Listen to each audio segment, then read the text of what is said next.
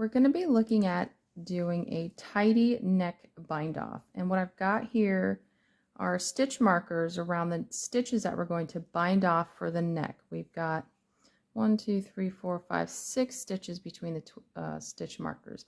And what you probably normally do is knit across to the stitch markers, just work your way across, and then your bind off neck stitches are this starts with these 2 stitches right here, and you would bind off from there. And what that does is it creates a big gap right here where the stitch marker is. It creates a gap. So what we want to do today is eliminate that gap when we bind off for our neck stitches. And the way we do that is like this. We'll work across to where we start the neck bind off.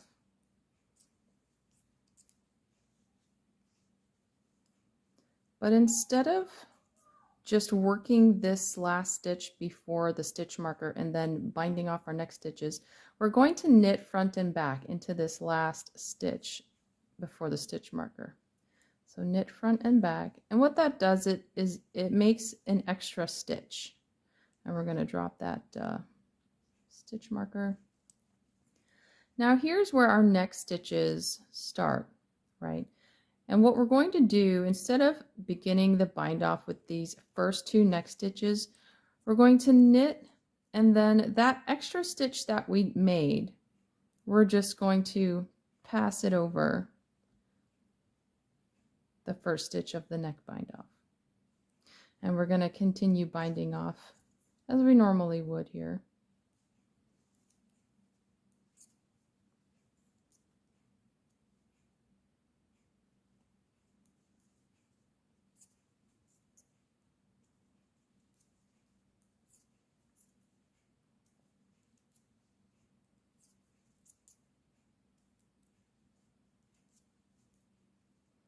And I'm going to drop that stitch marker and bind off that last stitch for the neck.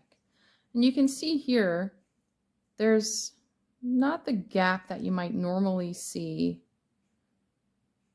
when you're binding off for the neck. So let me show you now the sloped bind off. And you would use this method. Let's say our pattern is telling us to bind off 2 stitches at the neck edge on the next right side row. So we're going to purl to the neck edge.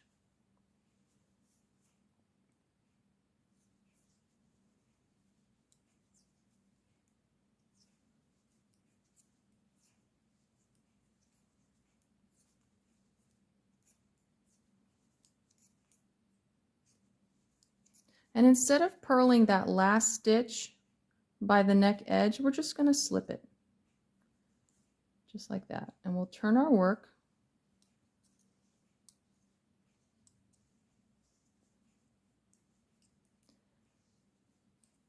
And instead of knitting into these two stitches and then binding them off, we're just going to slip the first 2 stitches and then pass that second stitch over the first, just like that. And we're going to bind off that second stitch because it said bind off 2 at the neck edge. And you can already see it. It's a nice slope right here. And we'll knit across. I'll show you that again. Let's say our pattern is telling us to bind off 2 stitches at the neck edge on the next right side row. So we're going to purl our way to the neck edge.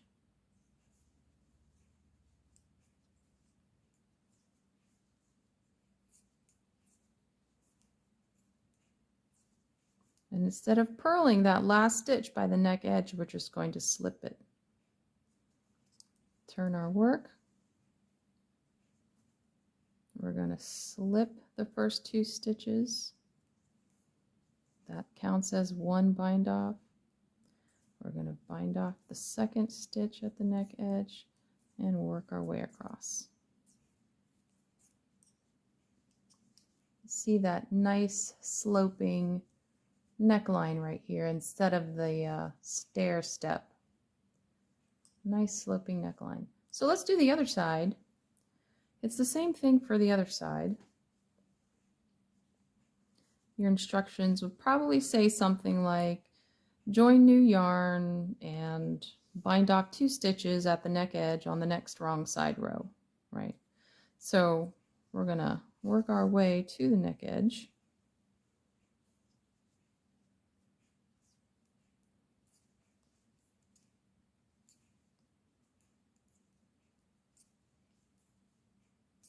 But we're not going to knit that last stitch by the neck edge. We're just going to slip it.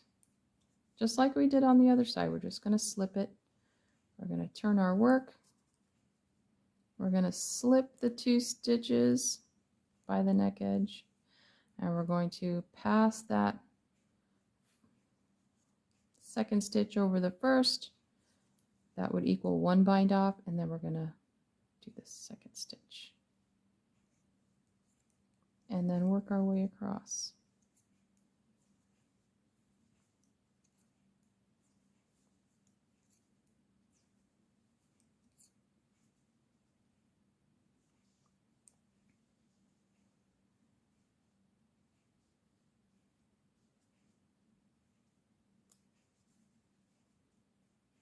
So you see a slope beginning to form over here, just like the other side.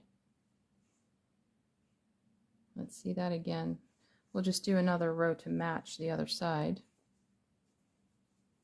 So our instructions would say bind off 2 stitches at the neck edge on the next wrong side row. We're going to work our way to the neck edge, but we're not going to work that last stitch by the neck edge. We're just going to slip it. We're going to turn our work, and we're going to slip the first 2 stitches, bind off 1 stitch, bind off 2, and work our way across.